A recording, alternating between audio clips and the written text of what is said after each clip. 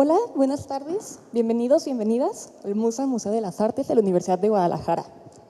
Les agradecemos muchísimo su presencia para la charla Los secretos culturales y materiales del color, que nos va a acompañar aquí el curador Abraham Villavicencio. Y bueno, se los voy a presentar. Abraham Villavicencio García es curador en jefe del Museo Franz Mayer.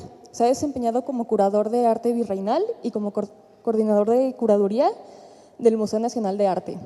Ha curado, co-curado y coordinado más de 30 exposiciones institucionales, entre las que destacan Yo, el Rey, La monarquía hispánica en el arte, Melancolía, Caravaggio, Una obra, un legado, Voces de la Tierra, Lenguas indígenas, la Academia de San Carlos, Ilustración de Independencia, 20 en el 21. Colección del Museo Nacional de Arte, Grandes Maestros del Grabado Europeo, Relatos artísticos de la Conquista, Pintura y Grabado, Colección Franz Mayer, Tesoros de China, Porcelana y Artes Decorativa y Los secretos del color. También ha curado muestras de artistas contemporáneos como Gabriel de la Mora, Bosco Sodi, Nisac Vallejo, Mauro Terán, Damián Lescas, Sandra del Pilar, Alejandro España y Mr. Mitote, Heriberto Carvajal Rodela. Es académico de la Facultad de Artes y Diseño de la UNAM. Ha sido docente en la Universidad Anáhuac, el Centro de Estudios para la Cultura y las Artes Casa Lam, en la Universidad del Claustro de Sor Juana, en el Instituto Cultural Helénico y en el posgrado Cartografías del Arte Contemporáneo del Instituto Nacional de Bellas Artes y Literatura. Colabora como profesor, conferencista y co-coordinador de ciclos de conferencias y diplomados en la Academia Mexicana de la Historia correspondiente de la Real de Madrid. Es miembro fundador del seminario Historia de las Creencias y Prácticas Religiosas, siglos XVII al XIX, adscrito al Instituto de Investigaciones Históricas de la UNAM. Ha publicado artículos de investigación en libros, catálogos y revistas del Instituto Nacional de Bellas Artes, del Instituto Nacional de Antropología e Historia, de la Academia Mexicana de la Historia, del Fondo de Cultura Económica, de los Institutos de Investigaciones Históricas y Estéticas de la Universidad Nacional Autónoma de México, de la Universidad Pompeu Fabra de Barcelona, de la Escuela de Estudios Hispanoamericanos de Sevilla y del Asian Civilizations Museum de Singapur, así como ensayos de divulgación sobre arte, historia e imaginario religioso. Esta charla se hace en el marco de la exposición que estamos haciendo en colaboración el MUSA y el Museo Franz Mayer. Entonces, bueno, no queda nada más que darle la bienvenida y pasarle la palabra al curador Abraham Villavicencio.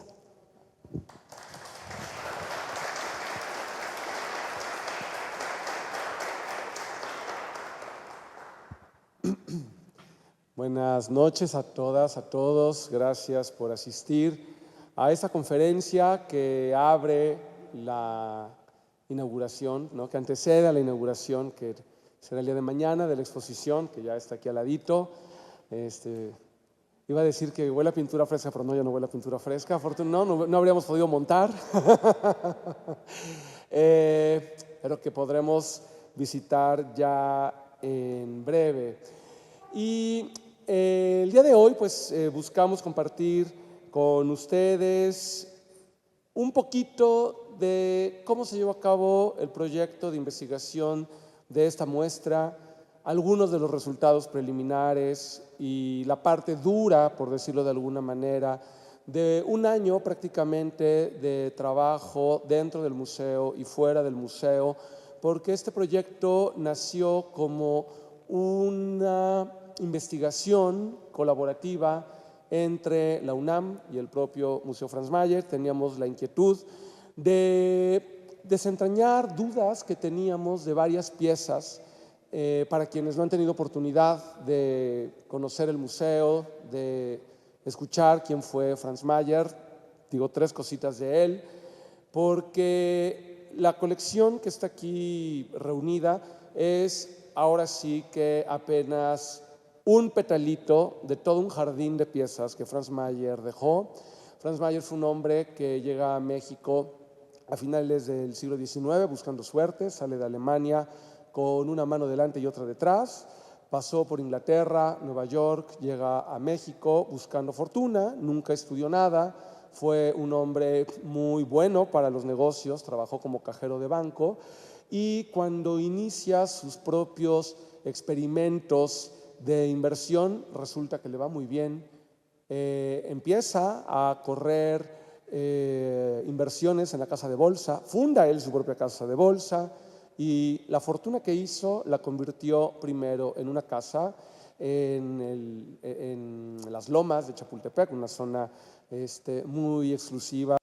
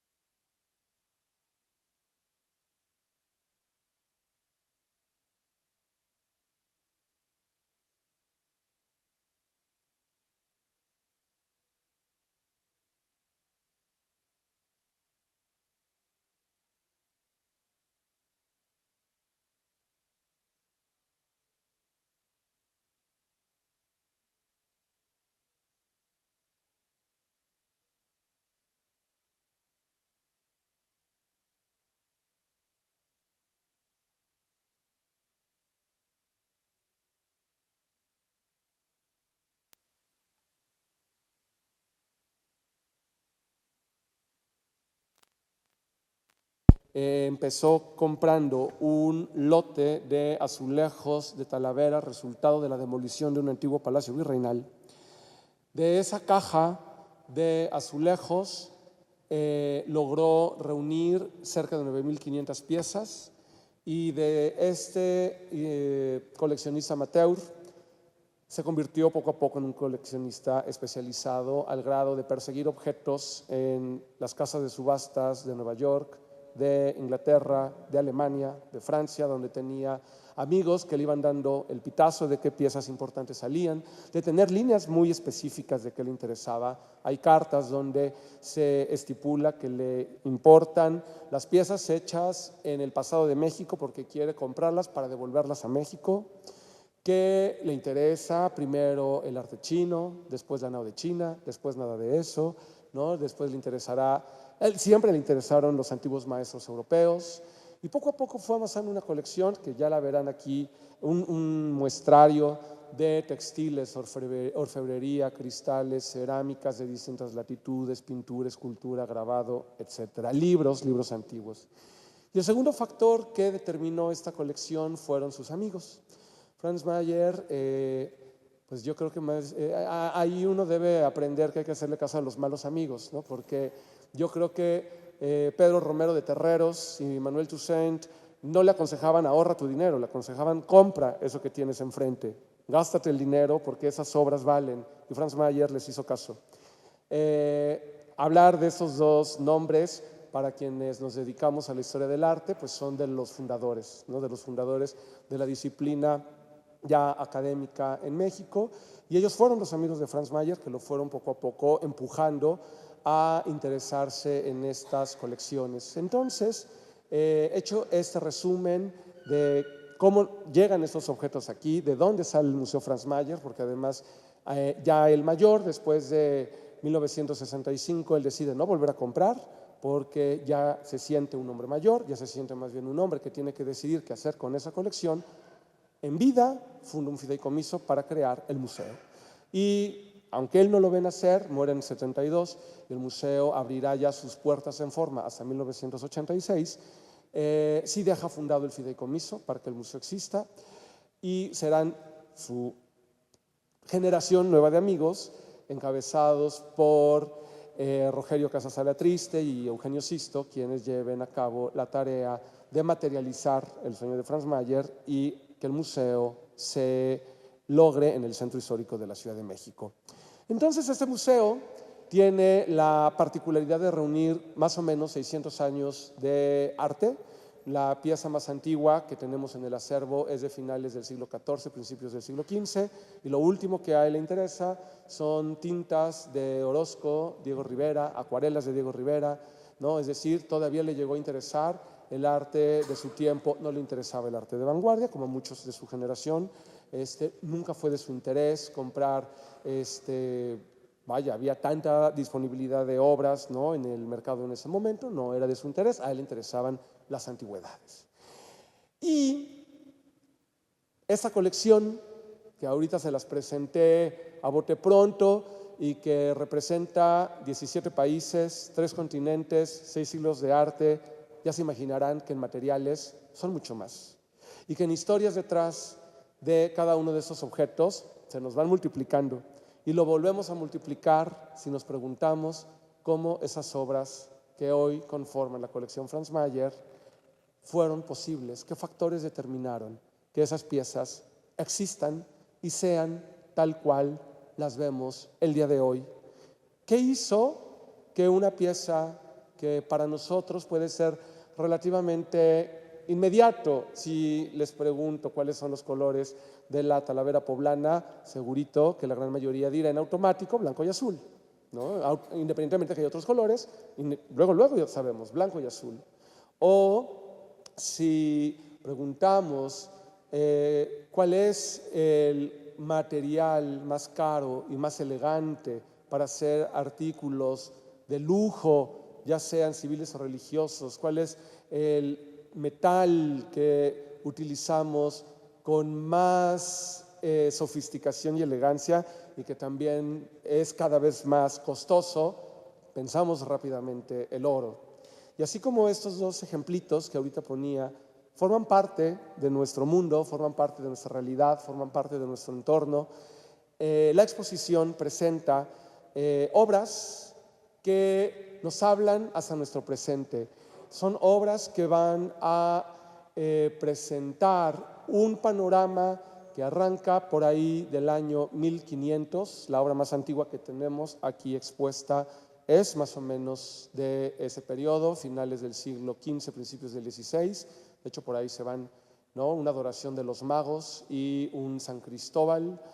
Es decir, ese tránsito de la Edad Media al Renacimiento está aquí adentro en la sala.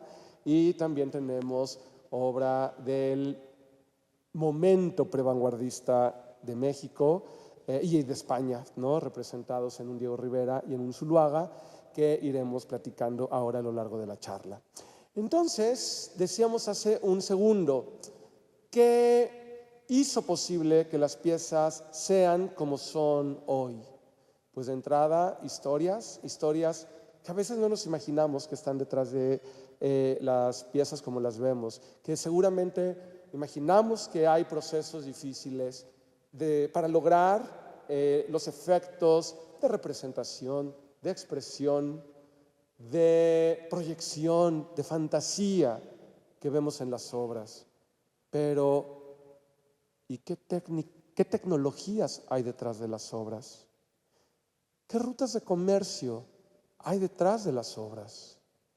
¿Cómo llega el cobalto a Puebla?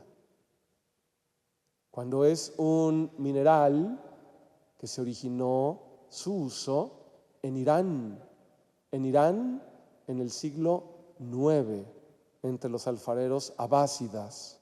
Y hoy vamos aquí en la tienda y compramos una bonita taza de Talavera hecha en Puebla con azul cobalto, ¿no? O cómo vestían los emperadores en China, sedas teñidas de rojo con grana cochinilla. O de qué manera un mueble hecho en la Sierra Norte de Oaxaca acabó confundido con muebles alemanes por los materiales, por el talento de observar los colores de las maderas y además aplicar en esgrafiados pastas negras. Pues estos objetos que ahorita menciono arbitrariamente del conjunto que hay en la exposición son algunos de los de esas pequeñas reflexiones que nos invitan a pensar que detrás de cada uno de los colores hay historias tecnológicas, hay una maestría técnica, porque aún hoy que tenemos colores sintéticos, ¿no? Vamos a la tienda, a la papelería, y nos compramos nuestro frasco de pintura acrílica. Y tenemos la capacidad técnica para crear matices, luces, como las personas dedicadas a la pintura y que dominan las posibilidades que ese material da, ¿no? ¿Cuántas capas de colores distintos puede haber debajo de un gris? O, ¿cómo logramos que, imagínense que nos dan 3 colores primarios, amarillo, azul y rojo, y nos dicen, pinta un balón de fútbol? ¿Qué tendríamos que hacer? Una ilusión óptica. Y eso nos abre la enorme pregunta, ¿qué es el color? El color es lo que veo, el color es una característica de los objetos, o el color está en mi mente. Una vez que, gracias a mi ojo, capté haces de luz y los interpreté. Porque curiosamente, partes de la naturaleza, objetos que nosotros hoy rápidamente identificamos con un color, no ha sido así toda la historia de la humanidad. Si yo les pregunto, ¿cuál es el color del agua? Estoy seguro que el 99, a lo mejor 0.5%, va a responder azul. Los griegos decían que el agua era verde, no azul. Y si tomamos entre nuestras manos agua, el agua no tiene color, el agua es transparente.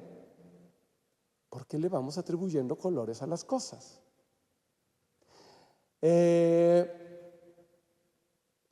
Hace unos años se hizo viral en internet una fotografía de un vestido, y la pregunta que le acompañaba era, ¿de qué color es el vestido? ¿Es dorado o es azul? ¿No? Quien haya visto esa fotografía, a ver, de quien vio la fotografía, a ver, levante su manita. ¿Quién lo vio azul? Muy bien. Ahora, ¿quién lo vio dorado? ¿Cuál es el color del vestido? ¿Qué es el color? ¿No? Y ahí nos damos cuenta que el color, si bien responde a propiedades de los materiales, el color también responde a procesos de percepción y a procesos, además ya en el arte, de representación. Porque lo que vemos en las obras de arte ya tampoco es la cosa. No estoy viendo una manzana, estoy viendo la representación de la manzana. Es decir, cómo alguien vio la manzana, la entendió, la asimiló, la proyectó mentalmente y nos la devuelve ahora tangiblemente, perceptiblemente a nuestros sentidos. ¿Y qué materiales usa? ¿Cómo le hace para entonces lograr ese mismo color de la manzana que está viendo, y además de la manzana como la está percibiendo, y que van alterando distintos factores? ¿Por qué veíamos diferente ese vestido? Por el ángulo de incidencia de la luz, y que nos hace reconocer distintos tonos. Por eso les decía, si tuviéramos que pintar un balón de fútbol blanco y negro con los 3 colores primarios, una persona expertísima en el dominio de los colores lo lograría. Y no porque va a lograr en automático blanco, sino porque nos va a provocar una ilusión óptica. Los colores en el arte son ilusiones ópticas, son procesos intencionales que las y los artistas han impreso a lo largo de los siglos. Son búsquedas de materiales que se vayan acercando a plasmar ese tono tal cual lo están sintiendo mentalmente. Y bueno, ya en el mundo de los colores industriales, pues ya incluso le podemos sumar cómo lo está sintiendo emocionalmente. Pero bueno, para ello habrá tenido que llegar la revolución industrial y haberle quitado al oficio de la pintura la preocupación de cómo lograr materiales que representen colores. Y es así, pues, que cerrando esta introducción a los colores y pasar ya a los colores que encontraremos en nuestras salas, volviendo a esa manzana que decíamos nuestro artista quiere pintar, tiene enfrente.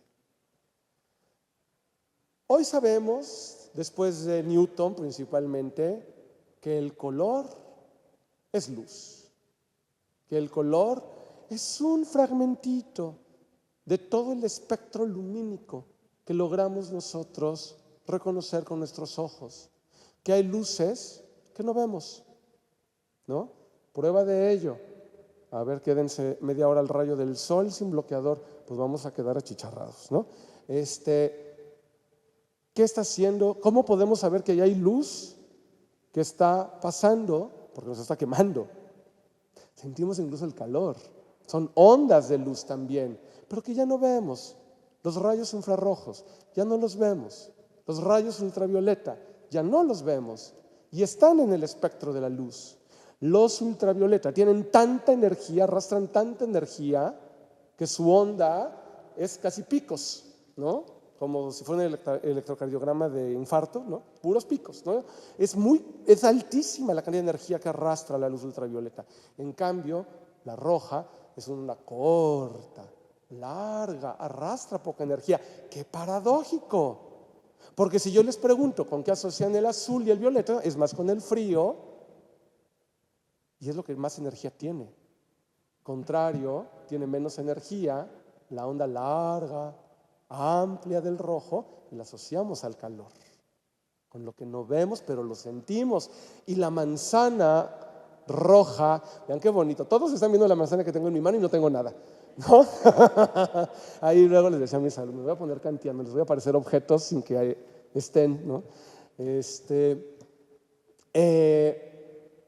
Esa manzana roja es roja, mejor dicho, la vemos roja porque está azul. ¿Qué hacen las moléculas de la superficie de la manzana? Absorber los rayos azules y rechazar los rayos rojos. ¿Qué hacen nuestros ojos? Absorber esos rayos rojos que devolvió la manzana. Todos los colores que estamos viendo, las cosas son al revés. Están bañadas del color inverso en la luz. Si nosotros vemos azul, es que ese objeto, su materialidad, hace que absorba el rojo y rechace el azul. Y es lo que nuestros ojos perciben. Así de fascinante e ilusorio es el mundo del color. Pero ahora sumémosle todavía una rayita más de intensidad, porque ¿en qué consistía este talento, este trayecto para lograr colores?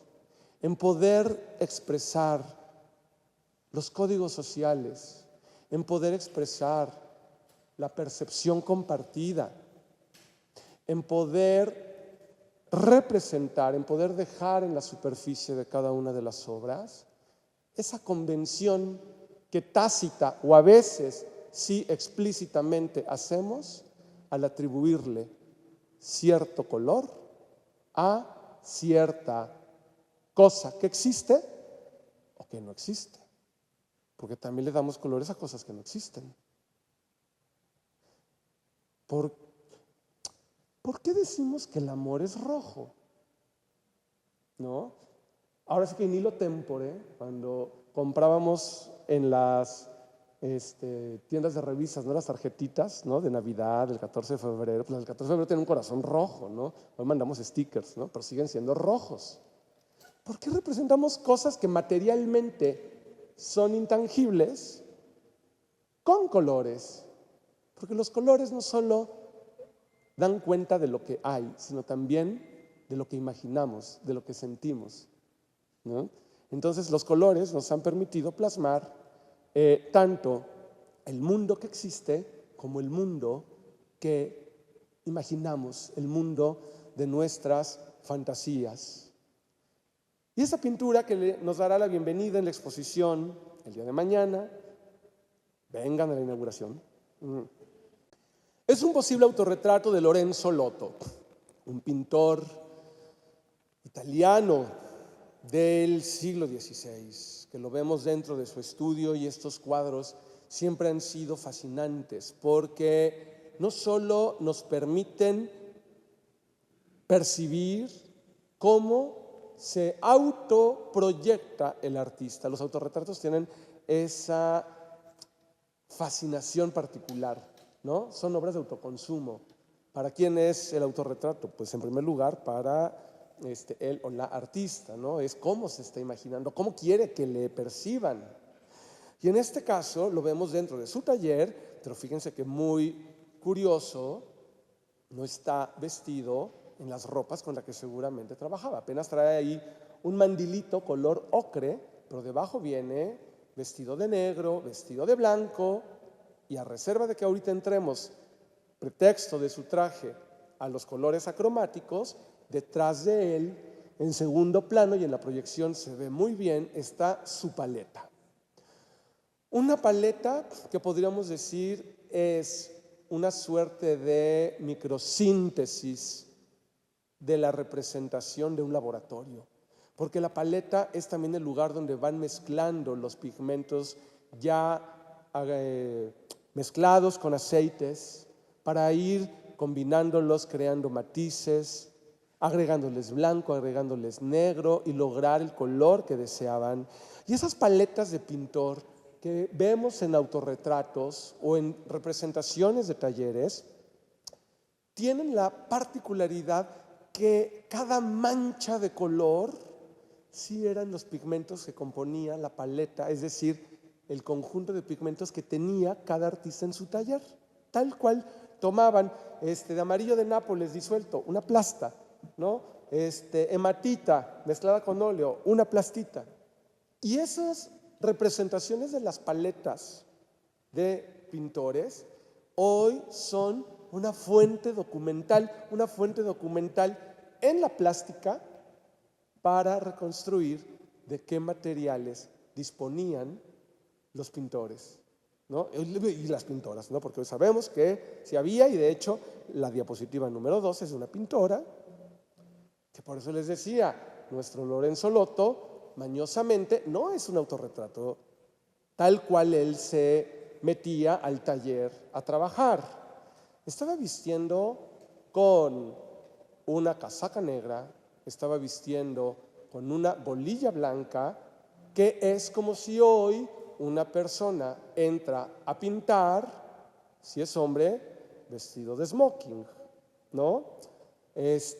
Si es una pintora, entrara, mejor dicho, no hipotético, pues yo qué sé, vistiendo un vestidazo de quien quieran, ¿no? Porque en eso la vestimenta occidental masculina, ¿no? Es muy sobria, pero es un poco aburrida, ¿no? Negro y blanco, ¿no? Como pingüino. En eso la indumentaria femenina siempre ha gozado, ¿no? De una mayor paleta de colores. Entonces es un autorretrato de proyección, no es un autorretrato realista. Está vistiendo como algo que quiere que le vean, como un noble, porque el negro y el blanco, decíamos, son los colores que llamamos acromáticos, ya que el blanco es la suma de todos los colores, no es como tal un color, ¿no? Ese es el gran experimento que hizo Newton, ¿no? Antes de Newton, ya los musulmanes habían puesto prismas en los haces de luz y habían visto que con un prisma se abre el arco iris, los 7 colores del arco iris. Ese no fue el descubrimiento de Newton. El descubrimiento de Newton fue la portada del disco de Pink Floyd.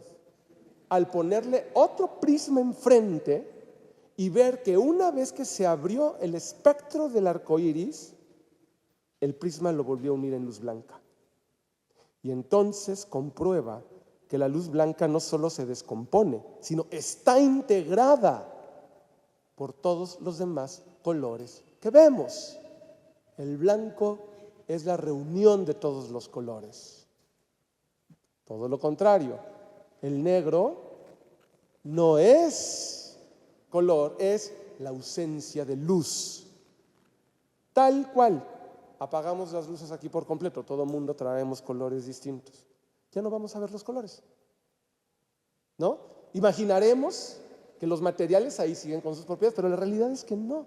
Sin la luz, no, nada de esto va a denotar su color, va a expresar su color. Depende de la luz.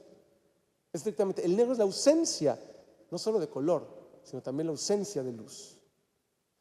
Y esto, por eso estos dos colores, ¿no?, se les dice los acromáticos, porque en estricto sentido no son colores, sino son los opuestos, el antes y el después. El antes de la luz y el después de la reunión de todos esos colores que integran la luz blanca, y son desde hace mucho tiempo los colores asociados a la elegancia, a la etiqueta.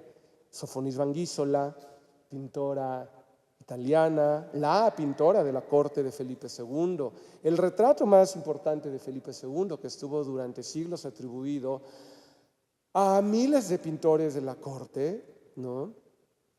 A Sánchez Coello principalmente. Pues no, es un cuadro que hizo Sofonis Vanguísola y lo representa con los dos colores de etiqueta, el negro y el blanco, porque además telas blancas y telas negras es lo más caro para lograr utilizando los procedimientos naturales, naturales. Estos negros que hoy usamos, los blancos que vestimos, solo son posibles después de la Revolución Industrial. El negro que vemos aquí, incluso en la pintura, notarán que es más bien una amplia y profunda gama de tonos grises. Difícilmente se lograba un negro profundo. Y en la pintura todavía había una posibilidad. Había un negro muy fino. Se le llamaba negro de humo. Y ese pigmento se lograba prendiendo una lámpara de aceite y poniendo arriba una pieza de cerámica con agua fría para que el hollín que arrastra la flama se adhiriera y quedaba un polvo tan fino que se recogía, y al ser un carbón estrictamente delicado, daba un negro muy intenso. Ese era el color más negro que se podía lograr, el negro de humo. Por en general se utilizaban para pintar, le llamaban de distintos, bueno, había también distintos elementos, ¿no?, que se quemaban. Casi siempre fue carbón, ¿no? Y digamos es de los colores ya para la pintura fáciles. Se podía hacer negro de huesos, quemando astas de venado, huesos de animales, colmillos, ¿no?, incluso marfiles rotos, ¿no?, negro de huesos. También había el negro vegetal, que era con semillas, pero principalmente cortezas, hojas vegetales, y esa combustión a medio proceso que nos deja material, ¿no?, se vuelve después pigmento y se logran, ¿no?, los negros en la pintura. Pero en la vestimenta, ¿cómo teñir de negro una tela? Se utilizan cortezas de árboles o bien tierras. Hasta el día de hoy, en comunidades del sur de México se siguen utilizando lodos para teñir de negro las telas, pero son negros que rápidamente van deslavándose. Y el negro de por sí, aún el sintético, si dejamos una playera al sol, media hora que esté al sol directo, negro, se volvió pardo. Se deslava con mucha facilidad, se pierde con mucha facilidad.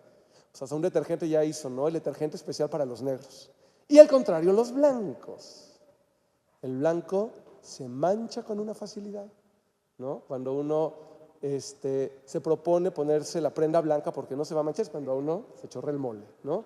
Y entonces viene la odisea, ¿cómo desmanchar el blanco para que quede de nuevo blanco? Los dos son telas muy difíciles de lograr. Una por inestable, la otra porque se ensucia con mucha facilidad.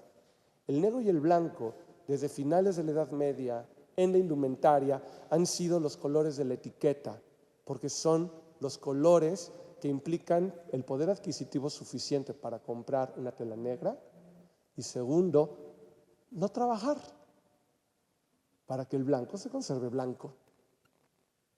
Incluso en la piel. El blanco ha estado asociado al ocio. Hasta los años 30 del siglo XX se puso de moda solearse, ¿no? Y hoy día más bien se cree en la piel bronceada hasta como ocio, porque entonces pudiste tomar vacaciones, ¿no? Tomar el sol, pero esas anécdotas de Porfirio Díaz poniéndose polvo de arroz, que era real, como en la corte francesa, polveándose la peluca y el rostro de blanco, porque eso expresaba que la piel se hacía cada vez más pálida porque no le daba el sol directo. El blanco está asociado a ese ocio que da estatus. Y en una corte católica como el Habsburgo, el negro y el blanco venía perfecto, porque además es una elegancia muy sobria. No es lo estrafalario de ahorita el negro de carbón, ¿no? Ahorita hablo de ello. No es los colores estrafalarios de la etiqueta francesa, sino es al mismo tiempo un color muy sobrio, ¿no? Entonces decíamos, estos materiales que se utilizan para representar esos colores textiles, pues los vamos a ver en nuestra exposición, por ejemplo, no solo convertidos en pintura de caballete, sino también en el mobiliario. El detalle que está aquí proyectado es uno de estos muebles hechos en el norte de Oaxaca, en Villalta de San Ildefonso, un pueblo en la Sierra Zapoteca, donde comunidades de indígenas, nahuas y otomíes que llegaron a conquistar la zona para la corona española, sus descendientes, y entre 1640 y 1680, produjeron muebles, todos ellos de maderas naturales, combinando los tonos de las maderas, pero fíjense cómo, tal cual si se tratara de un dibujo al carbón, los esgrafiados les ponían estas pastas negras de carbón vegetal, ¿no? Negro de carbón, y esa pasta se llamaba sulaque, ¿no? Aquí tenemos una pequeña imagencita de este negro de huesos que les mencionaba, estos materiales que se quemaban entre 400 y 800 grados para tener estos carbones que también podían utilizarse en la pintura de caballete. Y el blanco, decíamos, ese blanco en las telas. ¿Cómo lograr blancos en las telas? Primero hay fibras que sí son más o menos blancas. El lino es más o menos blanco, el algodón es más o menos blanco, la seda es más o menos blanca, pero no son blancas absolutas. El proceso más frecuente para que las telas se hicieran blancas era solearlas. Hasta el día de hoy, ¿no? Los algodones silvestres, el lino muy natural, ¿no? Con el que se hacen las guayaberas más finas para volverlas blancas. Bueno, también hoy ya hay procesos químicos, ¿no? Que se fueron descubriendo poco a poco, que ya desde el siglo XVIII se fueron implementando, que aceleran ese blanqueamiento, pero originalmente esos blancos era dejarlos al sol, usar lejías, ¿no? Ya se utilizaba el antecedente del jabonzote, ¿no? Las lejías para lavarlos, y ahora para representarlo, el pigmento que ha acompañado desde Roma por lo menos hasta el presente a la humanidad es el blanco, el blanco de plomo. No hay un material que nos dé blancos tan bonitos como el plomo. Súper tóxico, veneno. Pero en las capas translúcidas de la pintura al óleo no hay otro material que logre esas veladuras en blanco como el blanco de plomo. ¿Conocían otros blancos? Sí. De entrada, los yesos, ¿no? Que son ricos en calcio, ¿no? El blanco de España, que hasta el día de hoy se utiliza sobre todo en la carpintería, ya se utilizaba precisamente para cubrir esculturas, tallas de madera, se utilizaba como pigmento, como imprimatura para preparar las telas o las tablas y recibir después las capas pictóricas, ¿no? La policromía, pero no daba los tonos luminosos del blanco de plomo, ¿no? El albayalde, como también se le llamó desde tiempos romanos, y pues fue un material, les digo, que acompañó a la historia de los colores, no solo en la pintura, es también el material número 1 en los esmaltes. En los esmaltes para la alfarería. Fíjense, en Irán, hace rato decíamos que de ahí salió el cobalto, Y a los abásidas les encantaba la porcelana china, pero ellos no tenían las arcillas para hacer porcelana. Ellos tenían arcillas parecidas a los barros nuestros, ¿no? ¿Cómo lograr que esos barros se parecieran al blanco de la porcelana? Dándoles baños en unas suspensiones de estaño y plomo, y es el mismo procedimiento que hoy siguen usando los alfareros poblanos, ¿no? Por eso se le llama la loza estañífera, porque tiene estaño, pero el estaño siempre tiene que ir acompañado de plomo, y entonces nos quedan las piezas blancas, esos fondos blancos de la loza. Entonces el blanco de plomo, el albayalde, ha sido utilizado pues no solamente en la pintura, sino también se ha utilizado en la alfarería, incluso para colorear vidrio. También se ha utilizado como un material para colorear vidrio.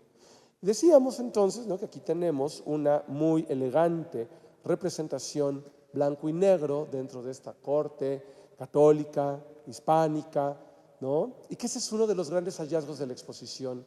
Se trata de una pintura que no exponíamos porque teníamos dudas si sí era una pieza de la época de Felipe IV, el tipo de indumentaria que viste esta mujer muy elegante, con una crinolina, un guardainfantes amplio, rectangular, era propio de la corte de Mariana de Austria, la esposa de Felipe IV, y la peluca con cabellos de colores era también propio. Si ustedes recuerdan las meninas de Velázquez, este tipo de indumentaria es propio de ese periodo. Pero teníamos nuestras sospechas, sí era, curiosamente, sospechábamos porque es una pintura que tiene algunas soluciones muy modernas. Pues haciéndole las pruebas, primero físicas con espectros de luz, y a esta sí se le tomó una pequeña muestra para cerciorarnos por completo, se descubre que es la paleta del siglo XVII. Es un retrato de una dama castellana, de la corte madrileña del periodo de Felipe IV, y de ser una obra de la que teníamos ciertas dudas, pues hoy incluso podemos delimitar no solo el tiempo en que fue pintada, sino también poder tener ya por el tipo de indumentaria, ¿no? Porque vaya, los códigos de vestimenta también dicen mucho. El blanco del encaje traído normalmente del norte de Europa, las telas, que además el pintor logra estos jaspeados del negro, esa irregularidad del negro que mencionábamos, la representa el pintor en el lienzo, pues nos terminan de confirmar que se trata de una obra de corte española del siglo XVII. Y miren, ahí está el retrato. Este no es nuestro, ese es un Velázquez del Museo del Prado, pero es precisamente la reina, ¿no?, Mariana de Austria, vistiendo con el mismo tipo de vestimentas, con la misma combinación negro y blanco, nada más que bueno, ese es un retrato ya propiamente real, y es de este periodo de donde la pintura finalmente revela por sus colores qué es. Curioso, el negro y el blanco, en dos latitudes antípodas del mundo, están asociados al luto. Nosotros, por la tradición romana, vestimos de negro en los funerales. Los romanos son los que vestían el negro en los funerales. Las plañideras llegaban a prestar sus servicios vestidas de negro en Roma. Y todo lo opuesto. En India, el blanco es el luto. Los colores claros son el luto, ¿no? Entonces, ese es el retrato de Mariana de Austria como viuda, vistiendo una toca de viuda, ¿no?, que nos hace pensar casi como si pareciera monja, ¿no?, pero es la indumentaria de viuda. Es un recordatorio simplemente de cómo lo que en una cultura funciona puede ser una completa irreverencia en la cultura opuesta, y que no nos tenemos que ir al otro lado del mundo, ¿no? Simplemente en nuestro país los colores tienen distintas connotaciones sociales de acuerdo con la región, de acuerdo con las tradiciones, de acuerdo con la herencia cultural de cada pueblo que convivimos. Otra de las piezas maestras del Museo Franz Mayer que se vino a Guadalajara. Y esta la incluimos porque es sin duda una de las, yo me atrevería a decir, 10 piezas que representan a nuestro museo, que ha sido portada de catálogos a donde ha viajado, ¿no? Para una exposición, no recuerdo de qué, en Denver, fue la portada del catálogo, el retrato de la heredera del condado de Guardiola, toda ella aquí vestida de blanco, con estas connotaciones socioeconómicas que mencionábamos hace un momento, ¿no? Porque además también tener telas blancas implica no solo no hago ningún tipo de ocupación que me lleve a mancharme la ropa, sino además cuento con todo un servicio que se encargue de lavar, desmanchar, asolear mis telas para que si se ensucian vuelvan a ser blancas. Ya a diferencia del vestido anterior de la corte Habsburgo, aquí la vemos vistiendo muy al modo francés de la época de Luis XV, el famoso traje a la francesa compuesto por corpiño, falda y cubrefalda. Y fíjense qué bonito, lo que decíamos del blanco de plomo, las joyas, que ya las verán en sala el día de mañana, los diamantes representados en la gargantilla, los brazaletes y en toda la peluca, logran esas luces chispeantes porque fueron elaboradas con el blanco de plomo. El blanco de plomo quedará olvidado cuando se invente el blanco de zinc, ¿no? Porque sí representó una alternativa menos tóxica. Y curiosamente, junto con la invención del blanco de zinc, también el blanco poco a poco irá inundando culturalmente al mundo occidental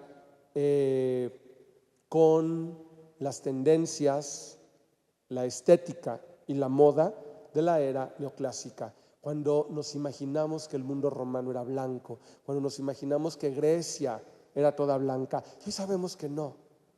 Hoy sabemos que el Partenón estaba pintado de colores, hoy sabemos que las esculturas griegas, los mármoles que imaginamos lucían blancos, tenían colores. Y qué curioso, fíjense cómo la imaginación del color también nos va creando imaginarnos el pasado de regiones que no tenían nada que ver con Grecia y con Roma. Y estoy segurísimo que todos que estamos aquí reunidos, aprendimos, imaginamos que las esculturas prehispánicas no estaban pintadas. Todo estaba pintado. Hubo una exposición muy linda hace unos 8 años, 9 años, que algo parecido a lo que hicimos con las piezas del Franz.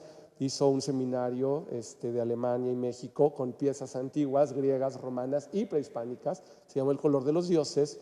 Todo estaba pintado, todo era policromado. Y curiosamente, ¿por qué nosotros empezamos a imaginar que las esculturas como, perdón que ahora voy a sonar demasiado centralista, ¿no? La Piedra del Sol, la Coatlicue, esas esculturas no emblemáticas del arte mexica, nunca nos las imaginamos de colores, ¿no? Siempre las hemos imaginado el color de la piedra. ¿Se imaginan lo aburridas que habrían sido las ciudades del color de la piedra, ¿no? Y el blanco nos hizo imaginar que el mundo antiguo arqueológico no tenía colores. Y sí tenía. Y tenían sus propios códigos.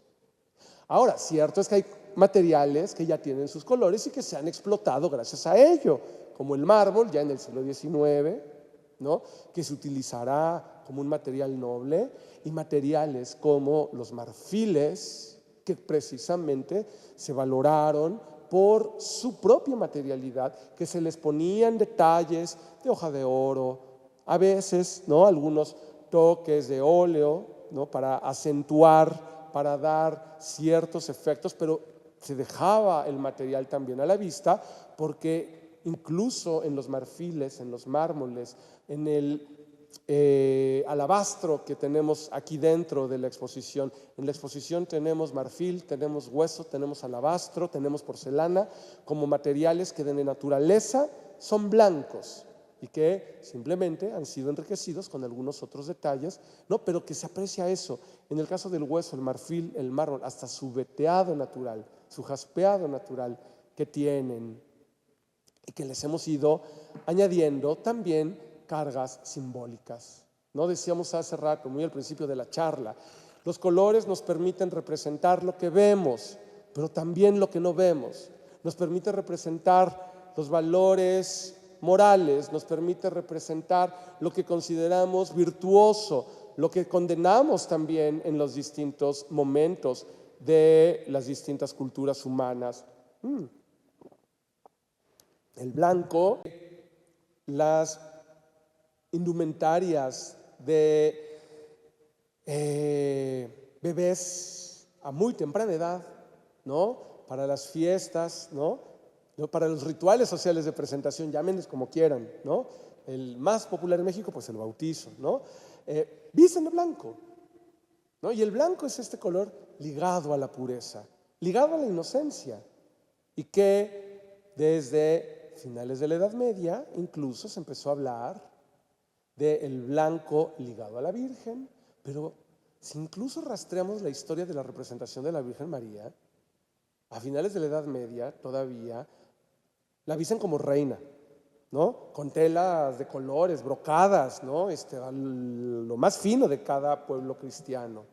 Después se fue estandarizando un color rosa, color jacinto, como la Virgen de Guadalupe en la Ciudad de México luce, ¿no? Ese color jacinto que podemos también ver en las pinturas de Tiziano, en las pinturas sevillanas del 16, y hasta el 17 fue que quedó el blanco, heredero del valor romano de la pureza y de la inocencia, hasta el siglo XVII, que en el sur de España se asocia el blanco con el color de la Virgen María, no antes, ¿no? Entonces también de repente hay, ¿no? Aquí tenemos una pintura divina, heredera de la combinación que consagra Murillo en la pintura sevillana, el blanco y el azul ya como la indumentaria de la Virgen, pero que decíamos, ¿no? Proviene de estas herencias culturales romanas y que hasta el día de hoy siguen vigentes,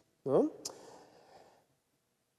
Incluso, ¿no? Acá tenemos una fotografía, bueno, que está acá atrás, ¿no? En la sacristía de la Catedral de Guadalajara. Fíjense, en la parte superior, esta composición tan rara, tan única que Villalpando hizo en primer momento para la Sacristía de México, que después hace esta versión para la Catedral de Guadalajara, nos pone en lo alto la representación de una mujer que viene en un carro triunfal bajando del cielo, que es una descripción tomada del Apocalipsis, una mujer que aparece en el cielo vestida del sol. Y fíjense qué bonito, si nos preguntamos qué color tiene el sol, qué difícil, ¿no? Hace rato en una entrevista de radio les decía, ¿de qué color es el sol? Les digo, no me hagan caso, pero a ver, volteen a ver el sol y díganme qué color vieron. No lo hagan, ¿no? En el eclipse nos advertían mucho, no volteemos a ver el sol. Pero es que de verdad, ¿qué color tiene el sol? De niños lo iluminábamos amarillo, con sus rayitos rojos y anaranjados, ¿no? Pero incluso las fotografías que hoy con toda la tecnología nos ofrecen del sol, en los eclipses, pues la luz del sol es todo menos amarilla. Es un blanco violáceo, rojizo. Lo que decíamos hace rato, eso es luz.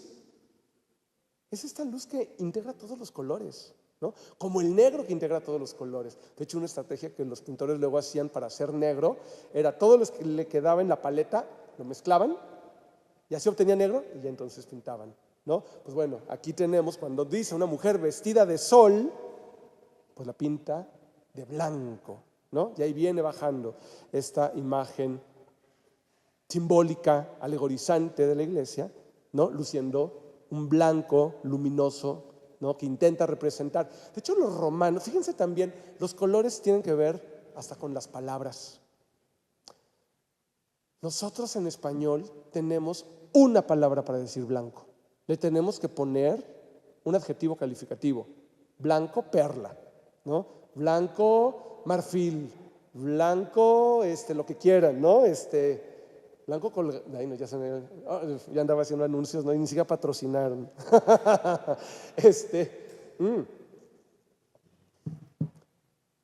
En latín hay por lo menos dos palabras para decir blanco: albus y candidus. Y fíjense cómo eso nos hace ver diferente el mundo. Albus es el blanco que absorbe luz. Esto es albus. Pero candidus es el blanco que emana luz. Ahí sí, estas luces blancas, eso es candidus, el blanco que incendia, el blanco que derrocha luminosidad. Las palabras, cómo está constituida nuestra matriz para pensar, para inventariar el mundo y para imaginarlo, va configurando también cómo nos relacionamos cromáticamente con el mundo. Pasamos a nuestros verdes, porque además en esta alegoría, en la parte inferior, vemos una señora vestida con un vestidazo verde en la parte inferior, lo que decíamos, colores que vamos asociando a conceptos. Aquí hay tres señoras, del lado izquierdo una vestida de blanco, ¿no? Que en el contexto que fue pintado eso representaba la fe. Al centro una matrona amamantando niños vestida de rojo, la caridad, y la de la derecha, vestida de verde, la esperanza. ¿De dónde sacamos que el verde es esperanza?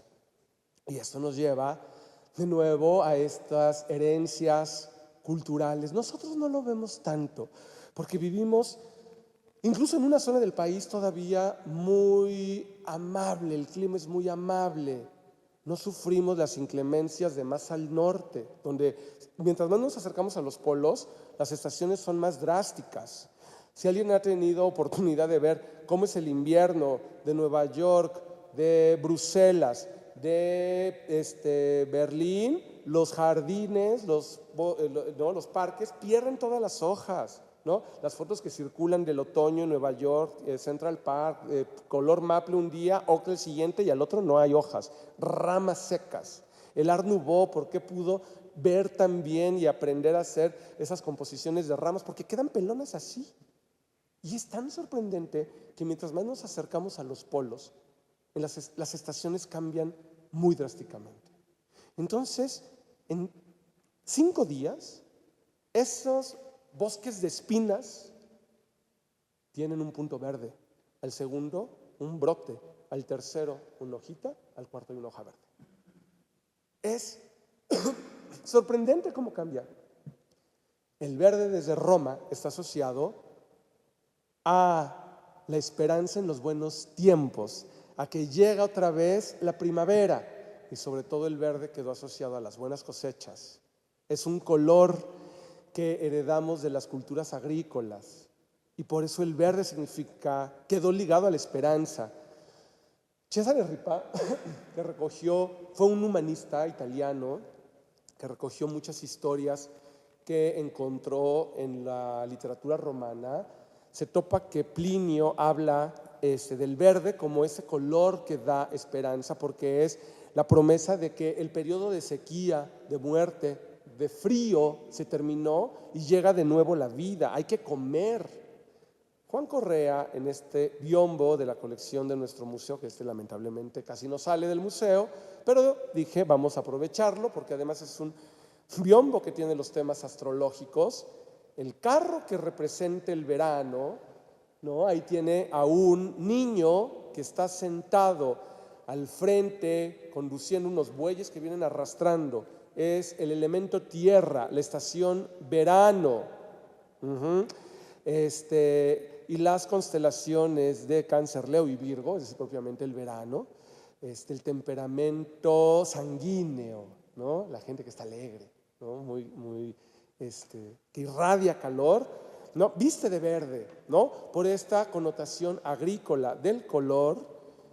Y esta sí vino, ya la verán. Ese es un prodigio de pieza. Es la segunda vez que la exhibimos en la historia del museo. La primera fue para la versión de Los Secretos del Color allá en la Ciudad de México. La segunda es para nuestra nueva versión acá en Guadalajara. Es un vestido para la Virgen María, porque de estos colores agrícolas el verde también pasó al calendario litúrgico. El calendario litúrgico católico se consolida en Roma cuando los emperadores se vuelven, ¿no?, al catolicismo, y ahí el color del tiempo ordinario, que coincide principalmente con el fin de la primavera y todo el verano, y que es cuando el sacerdocio viste de verde y las imágenes de vestir también lucen colores acorde a la temporada. Y así como en la Semana Santa se cuelgan lienzos violetas, púrpuras antiguamente para ocultar las piezas, en el tiempo ¿no? ordinario las imágenes de vestir llegaban a lucir también indumentaria acorde con este calendario litúrgico. Esta es una obra, de verdad, les va a encantar. Está logrado el verde gracias a la mezcla. No hay tintes verdes. Hay tantas plantas verdes y no se puede teñir con las plantas en verde. Hay hoy día, cuando mucho, unas 4 o 5 en México, que ya se tiene, después de muchos siglos, ¿no? En el 20 se termina de armar los procesos para que puedan fijar, pero a todos nos ha pasado, nos tiramos en el pasto, quedamos verdes, una lavada, y lo malo, no sale la mancha, se vuelve café, ¿no? Se vuelve percudido. No podemos teñir con la savia de las plantas. El verde de las plantas casi no nos sirve para teñir. El verde en las telas lo lograban mezclando el tinte índigo, que sí se extrae de ciertas plantas, con los amarillos de muchas otras plantas. Ahí sí, hay miles de plantas que nos dan amarillos, en sus raíces, en los pétalos de las flores, en las cortezas, del cempasúchil, pasando el pericón, pinta de amarillo muy bien, ¿no? Hay muchísimas plantas. Es lo más difícil de poder identificar cuando hay un colorante natural amarillo, porque hay muchísimos, ¿no? Pero estos verdes, para teñir vestidos, para teñir cualquier tipo de tela, para teñir tapices, ¿no? Las lanas para los tapices neerlandeses, franceses, españoles, se teñían siempre mezclando índigos con amarillos, y así es como este vestido, hecho en raso de seda, bordado con hilos de plata, oro, tiene corales, lentejuelas de plata y granates. Es una pieza de verdad extraordinaria. Vean nomás la capa, ¿no? Para que vengan mañana, ¿no? a verla recién inaugurada. De verdad, es una pieza extraordinaria. Y nosotros, nuestra bandera, de allí vienen esos bonitos colores, ¿no? Siguen teniendo esa carga. Fíjense qué curioso. El verde, el primerito que le dio la connotación de esperanza en términos de virtud cristiana, no esperanza en términos de ciclo agrícola romano, sino de virtud cristiana, fue Dante Alighieri. Dante, cuando describe por dónde va pasando en el purgatorio, menciona que Beatriz manda a 3 mujeres a hablarle, una viste de verde, una de blanco y otra de rojo. Es la primera vez en la literatura que se mencionan los colores de las virtudes teologales. De Dante pasó a los libros de símbolos del Renacimiento. Ripa lo consagra en su iconología, en un manual de símbolos que se hizo famosísimo hasta hoy todavía. Hoy ya para estudiar el arte del pasado, pero se usó muchísimo hasta el siglo XIX para crear arte. Y por esa razón nuestra bandera nació como una bandera hermanita de la italiana. Por eso comparte los colores de la italiana, curiosamente, por Dante Alighieri y las 3 virtudes teologales. No obstante, después, ya en la época de los gobiernos liberales, le dieron el giro, ¿no? Y entonces, pues el blanco ya no era la fe, ¿no? Ya era la patria, y el verde, perdón, el rojo ya no era la caridad, era la sangre de los héroes, ¿no? Y el verde, la verdad, no me acuerdo qué era, pero es un muy buen ejemplo de cómo los colores van teniendo resignificaciones culturales, aún en un mismo seno cultural, ¿no? En la pintura, los verdes son los colores más inestables. El pigmento más usado es el acetato de cobre, que es relativamente fácil de producir y es un verde muy bonito. Se le llama cardenillo, verdigris. Se puede mezclar con proteínas como clara de huevo para hacer pintura al temple, para iluminar manuscritos, pero para pintar al óleo se tiene que mezclar con aceites. Y cuando se mezcla con aceite, ese acetato de cobre, el verdigris, va a sufrir una transformación. Porque el verdigris, de tener este color verde permanente, una vez que se mezcló con óleo, primero nos va a dar un color esmeralda brillante. Plinio el Viejo en Roma describe el brillo del verdigris convertido en resinato de cobre. De hecho, también se le conoce como el verde Van Dyck, porque, como aquí vemos, el famoso retablo, el retablo de la Catedral de Gante, que se le conoce como el retablo del Cordero Místico, como la escena lo puede muy bien ilustrar, está lleno de este pigmento, de este material, el resinato de cobre, la mezcla del verdigris o cardenillo con aceite, especialmente el de linaza. Nosotros vemos esta obra y sí, la vemos verde, la vemos bonita, pero de ahí al verde esmeralda que nos contaba Plinio el Viejo, pues como que no tanto, ¿no? Esta pintura, ¿no?, fue un color muy usado en la pintura de Caballete. Este es de un flamenco que llegó a Puebla de Los Ángeles cuando llega el obispo Palafox a la diócesis de Puebla. Era un obispo español que lo mandan a meter en cintura a las órdenes religiosas en Puebla, que no tengan más poder, no a representar al rey. Si se viene Diego de Borgraf y trae toda la escuela sevillana. En sus pinturas se ha encontrado resinato de cobre, ¿no? Y aquí más o menos nos da un brillo más luminoso. Es decir, ¿de qué depende que el resinato de cobre más o menos se mantenga o se vuelva oscuro, café? Ese es de Juan Correa, es de nuestro museo. Esta no vino, pero vino su hermana mayor y mayor en todo sentido, de tamaño y de calidad. Vean ustedes ese manto que está frente a la Magdalena. Es un verde más o menos, así lo vemos verde, pero de ahí de nuevo, ese verde esmeralda, hay un abismo. Esta es la que vino, la Virgen de Valvanera. Y me encanta cómo se ve en la sala, porque la luz de verdad la hace ver verde, ¿no?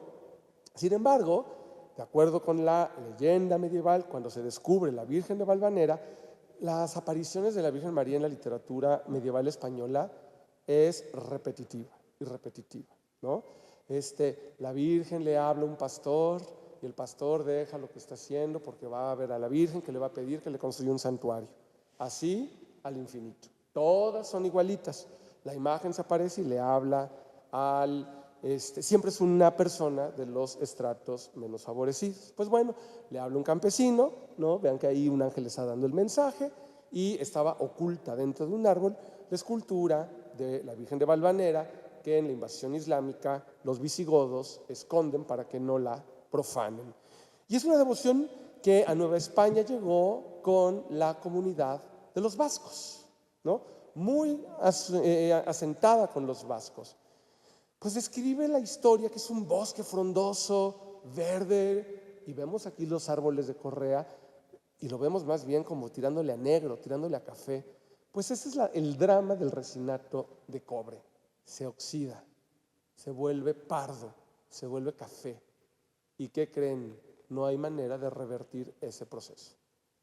Nunca vamos a volver a ver la pintura como la pintó Juan Correa, ni como se la compró el cliente que se la haya encargado. Pero para nuestra fortuna, al lado de la pintura de Correa, trajimos un conjunto del Calvario, donde mezclado con otros barnices, para crear las corladuras, las transparencias del estofado, ahí el verdigris vuelve a brillar. El resinato de cobre ya no se oxidó. Y entonces ese, curiosamente, conjunto escultórico nos ayuda a imaginar cómo brilló esta pintura, que es otro de los grandes secretos en la historia del arte. Lo que hoy vemos es también el resultado de las transformaciones durante siglos. Había alternativas, ¿no? Alternativas como la malaquita, un mineral que ya los egipcios usaban, que ya los egipcios también producían, ¿no? Era un mineral también derivado del cobre, y esa malaquita es más estable. Esa malaquita se utiliza para la representación de joyería. De hecho, en la propia pintura de la Virgen de Valvanera brillan distinto. Las esmeraldas de la corona que el verde de la fronda de los árboles, porque en la corona hay malaquita. O en una anunciación a San Joaquín y a Santa Ana de Antonio Sánchez, que está aquí en la sala, los verdes de las armaduras de los ángeles brillan distinto porque en él hay malaquita, el verde que también se le llamaba egipcio. Nos falta ya poquito de nuestro camino por los colores y pasando al rojo. El rojo es otro de los materiales que diría la sensibilidad humana muy rápido, bueno, no muy rápido, quiero decir 40,000 años, nos tomó aprovechar las tierras. ¿Por qué les hago ese cálculo? Hace más o menos 70,000 años, las primeras comunidades complejas humanas dejaron registro de que eran ya más allá de un clan familiar, que ya eran pequeños grupos sociales, grupos de más de 100 individuos, las primeras culturas, hace 80,000 años, no sé, perdón, hace 70,000 años, hace 30,000 años, está más o menos datado la bóveda de la cueva de Altamira en España. ¿Cuánto tiempo hay de distancia entre esas primeras comunidades de Altamira? 40,000 años. Altamira, que de verdad es un prodigio de la abstracción humana. De repente nos hemos mentalizado mucho, todavía lo arrastramos a imaginar el arte primitivo, ¿no? Sí, bueno, una línea y rojo y ahí hay un bisonte. Pero si lo comparan esto con un dibujo de Dalí, perdón, de Picasso, cuando Picasso, hay un videito en YouTube que dura 1 minuto o menos, le piden a Picasso sobre un vidrio, sin despegar el pincel, hacer un toro. Hace una solución muy parecida. O sea, ¿qué hay aquí? Un proceso de abstracción de 40,000 años. Son de una precisión, son de una abstracción soberbia, o sea, al nivel de arte de las vanguardias del siglo XX, a ese grado de abstracción de otros 40,000 años que tuvieron que pasar para que se volviera a esa elegancia sintética de que con unas líneas creamos. Y qué es fascinante del mundo paleolítico, que su tecnología, en comparación de la nuestra, es muy limitada, pero tenían otra sensibilidad y veían las tierras. Y veían que había tierras más rojas y otras más ocres y otras más amarillas y otras rosas. Y eso con el tiempo se convirtió en la paleta de los óxidos de hierro. Hoy llamamos ocres a esa amplia gama de tierras ricas en óxido de hierro que van del rosa y ocres hasta ligeramente amarillos, llegando al óxido profundo, tirando al café. Todo eso es gracias al hierro que contienen. Altamira, ese rojo, es hematita, el óxido férreo casi puro en las tierras. De hecho, la piedra de hematita, si uno tiene una al alcance, así medio le rosa, se pinta uno de rojo. Despinta con una facilidad. Soy segurito, ¿no? Porque nos pasó allá en México, cuando hicimos la primera versión de la exposición. El biombo espectacular que está aquí de fondo en la sala está hecho con hematita.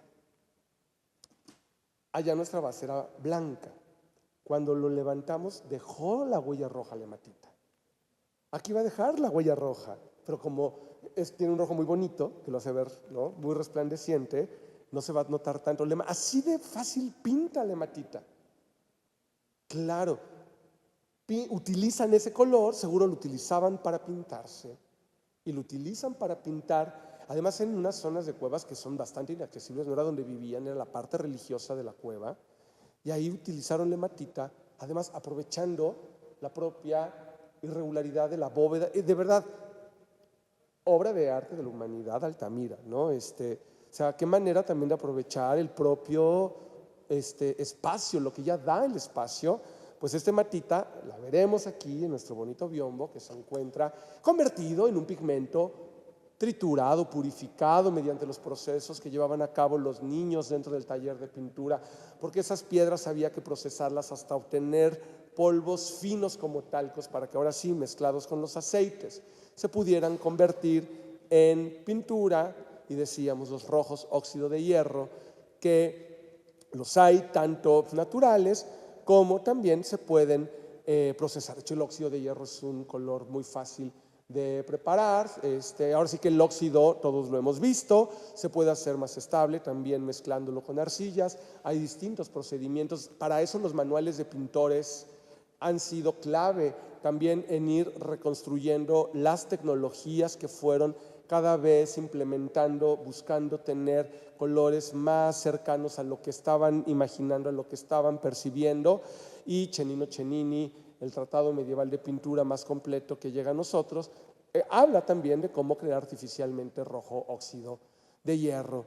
Y ese rojo óxido de hierro además va a ser muy popular porque las imprimaturas, las bases de preparación de los lienzos van a utilizar rojo óxido de hierro. Va a utilizarse para representar también rojos en la pintura, como en esta alegoría de Europa que forma parte de nuestra exposición, o la representación de la sangre en una pintura de Lorenzo Sendejas, que también veremos aquí dentro, donde el rojo tiene una carga también simbólica. El rojo es el fuego, el rojo es la pasión, y también el rojo en el mundo cristiano es la salvación. El rojo como indicador de la sangre, del sacrificio. Este es de la colección Franz Mayer. Es una pieza que en su vida ha sufrido mucho. La quisimos incluir en la exposición a pesar de que el rojo no brilla tanto, porque es la única que tenemos donde tal cual se quiso plasmar sangre con una carga simbólica, pero que abundan, ¿no? En la pintura de taller, en la pintura académica y en la pintura popular, las imágenes donde la sangre, metafóricamente, como aquí en un lagar, ¿no? Como si fuera vino exprimido de las uvas. En otras más dramáticas, como acá, tal cual chorreando como fuente de las llagas, pero donde la sangre está normalmente representada con rojo óxido de hierro. El cinabrio vermellón es un rojo anaranjado que se ha utilizado en el mobiliario, que se ha utilizado en la pintura de caballete.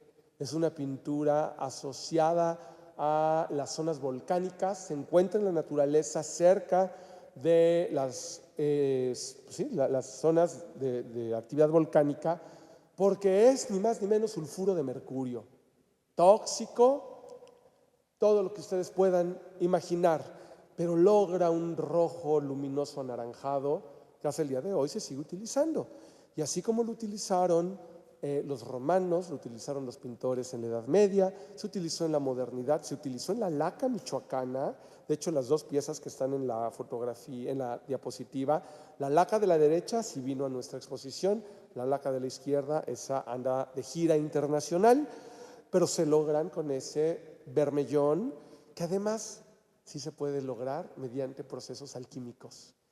Los talleres de pintura, desde la Edad Media, todo el Renacimiento, toda la era llamada barroca, trabajó muy de la mano con los drogueros y trabajó, es decir, con los farmacéutas antiguos, con los boticarios, y trabajó con los alquimistas.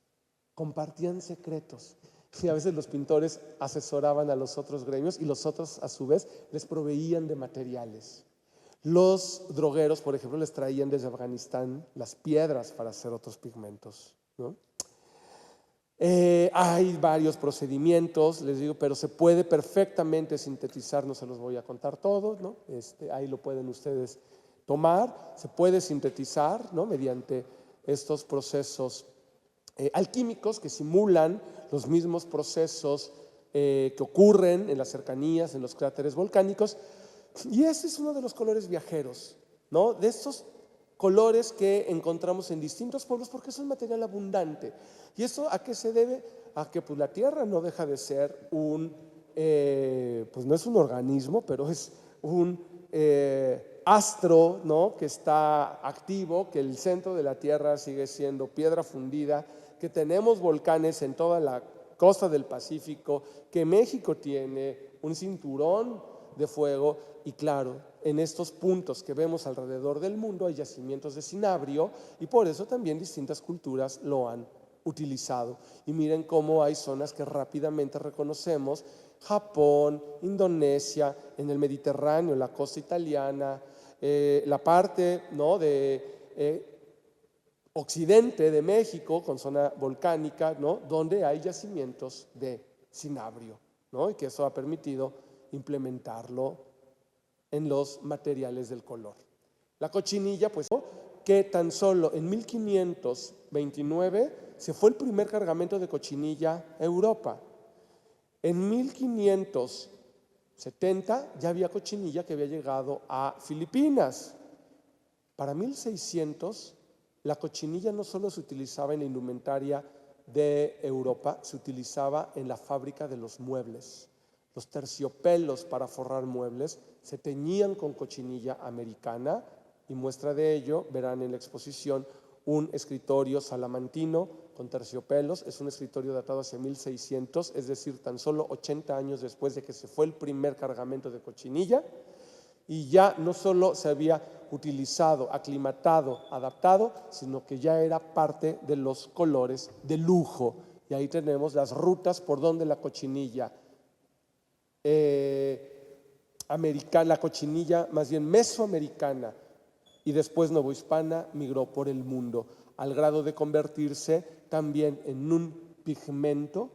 Para esto se volvió laca, porque claro, ahora los pintores pobres, ¿qué hacen? Hay unas telas rojas brillantes que se están poniendo las personas ricas en Flandes, en Italia, en la Nueva España.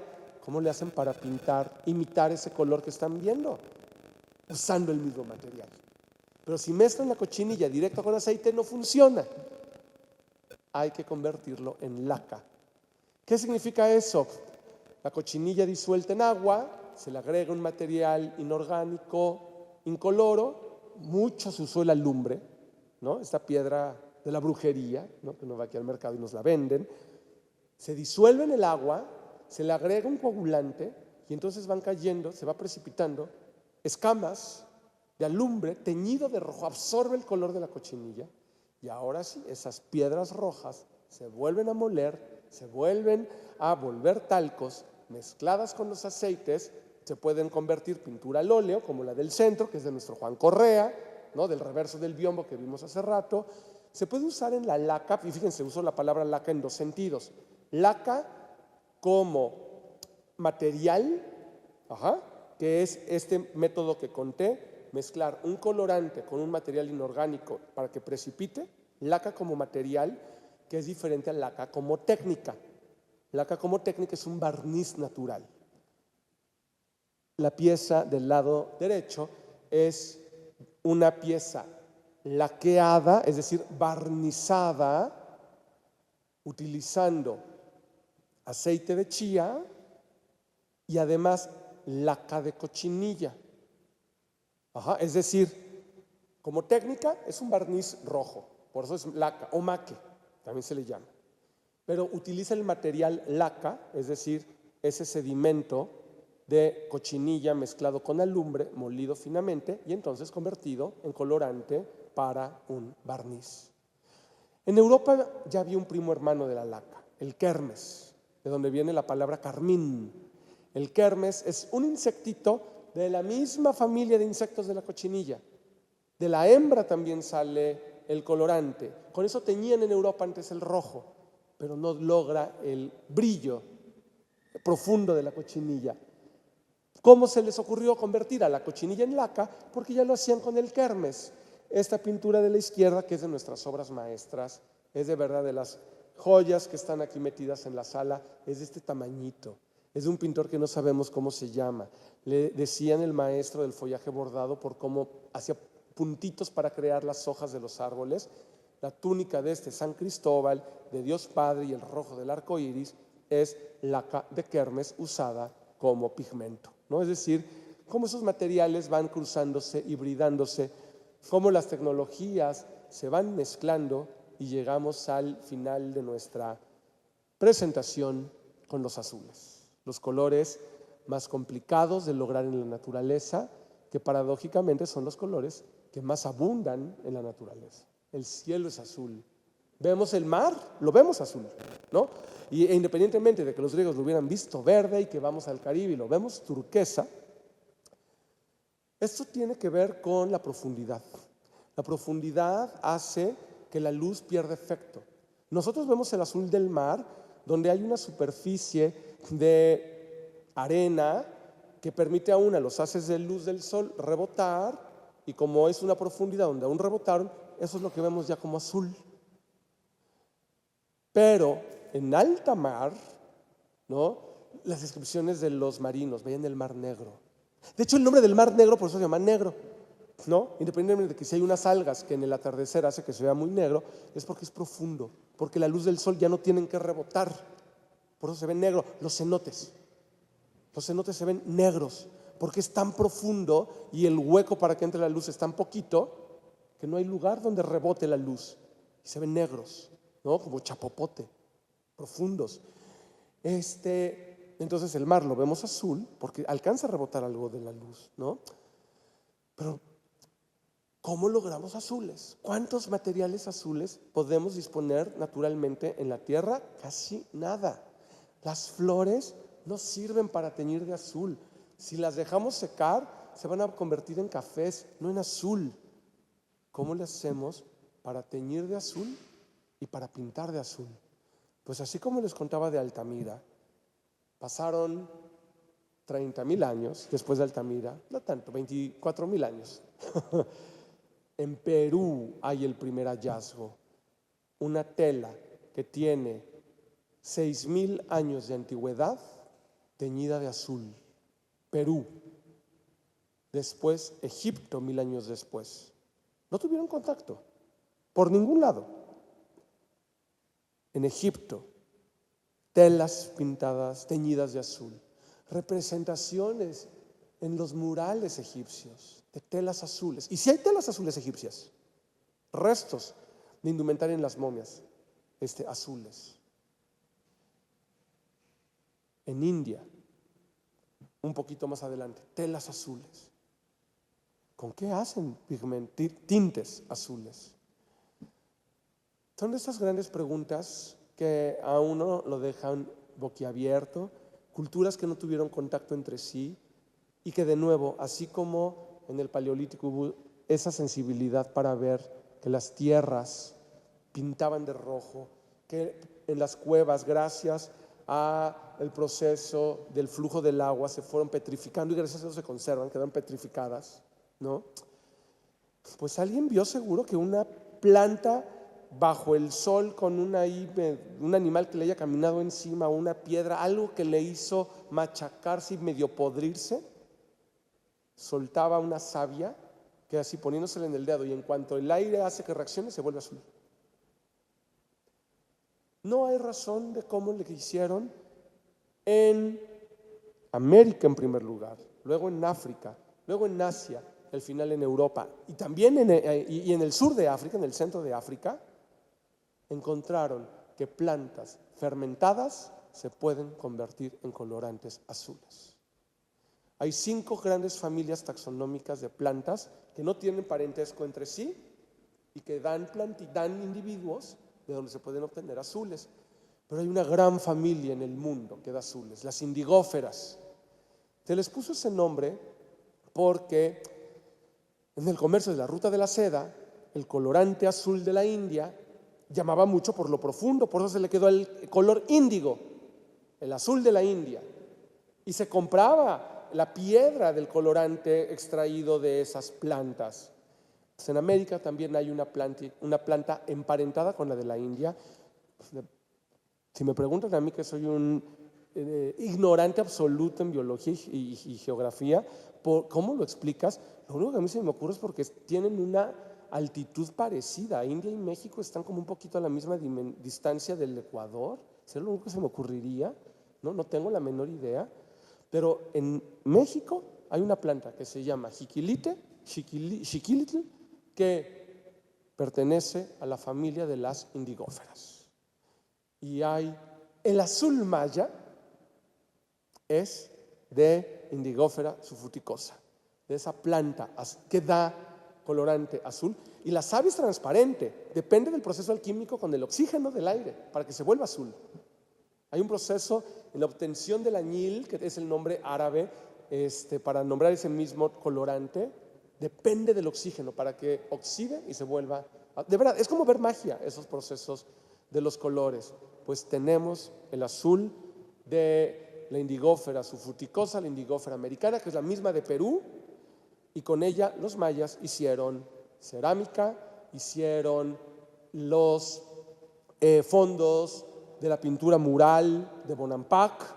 En Cacaxtla, el azul maya que vemos es Indigófera subfruticosa. En el Templo Mayor, la famosa urna de Tlaloc, que es Indigófera subfruticosa, misma historia. En Europa, que ya conocían el índigo de la India, donde ya también, como ya conocían el carmín del Kermes, convirtieron el índigo en laca, con ese procedimiento de sedimentación que platicamos. ¿Qué pasa en Nueva España? Pasa lo mismito con el añil, se convierte en laca y se puede utilizar como pigmento para pintar. Y el retrato del virrey duque de Linares, que está aquí adentro, es una de nuestras mejores piezas de pintura política novohispana del museo. ¿Cómo lo iba a hacer Juan Rodríguez Juárez para que el azul de la casaca del virrey, y vean cómo se ve aterciopelada, de verdad se ve como tela, usando el mismo colorante convertido en laca como pigmento en las capas pictóricas? Es una pintura donde el índigo es convertido en laca y se mezcló también con cobalto. Ahí tenemos las rutas del índigo por el mundo. Vean, ahí se ve en África, la India, ¿no? Y México. Tenemos ese divino tapiz aquí adentro para ver cómo ocurre el teñido de los textiles, un tapiz que deriva de cartones del pintor de la corte de Luis XV, de Charles Lebrun. Hace unas imágenes de las batallas de Alejandro Magno y de ahí derivaron la imagen de una María Magdalena, que la vemos aquí en ese tapiz, enjugando sus lágrimas con una tela azul. Y vean qué bonito, es como esta, le decimos pues como metaarte, porque es tela azul representada con fibras azules teñidas con el mismo índigo, ¿no? O sea, queremos representar una tela azul que existe, lo vamos a hacer igual con el mismo procedimiento al teñir los hilos de lana con el mismo índigo. Ahí está el retrato de cuerpo completo de nuestro virrey duque de Linares. La zurita que es un mineral que sí existe en la naturaleza, que desde Egipto también se utiliza, que se puede preparar también de manera artificial, que lo conocemos también como el azul egipcio, porque en la pintura mural, en los vasos fúnebres egipcios hay azurita y los pintores lo utilizaron. Bueno, ese es Hieronymus Bosch, es ni más ni menos que el Bosco, utilizando azurita, pero vean qué distinto es este color, es un azul que nosotros hoy le llamaríamos como un azul marino, ¿no? Pero es un azul que no logra esa profundidad, ¿no? Como de la profundidad del mar, del índigo. Es un azul tenue, pero también es un azul que tiende a volverse gris. Esta es una pintura de un artista al que conocemos como el pintor de la leyenda de María Magdalena. Pertenece a la colección Johnson del Museo de Filadelfia. Son de estos pintores, como el maestro del follaje bordado, que les pusieron este nombre porque no sabemos cómo se llaman, pero sí se ha reconocido su mano en varias obras. Aquí hay azurita ya convertida en gris, ¿no? Grisácea. Traemos acá en la exposición un par de pinturas del maestro de la leyenda, atribuidas al maestro de la leyenda de María Magdalena, donde la azurita aún tiene este azul, como el que veíamos en Hieronymus Bosch. Por supuesto que les decía, los azules son el quebradero de cabeza, porque son muy poquitos materiales de donde se pueden obtener azules, y lo mismo que con los verdes, al menos la azurita reacciona, se oxida y se vuelve gris. Aquí aún conserva su color azul. Por lo tanto, tenían que también irle inventando.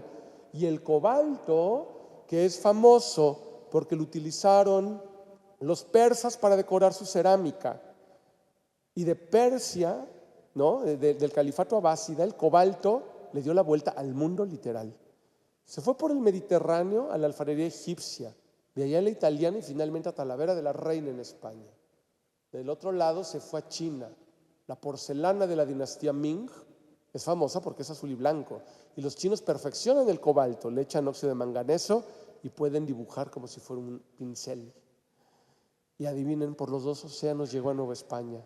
Y hoy este azul que lo asociamos tanto a la Talavera, se lo debemos a los alfareros abásidas musulmanes. Llegó a través de China por el Pacífico y a través de España por el Atlántico.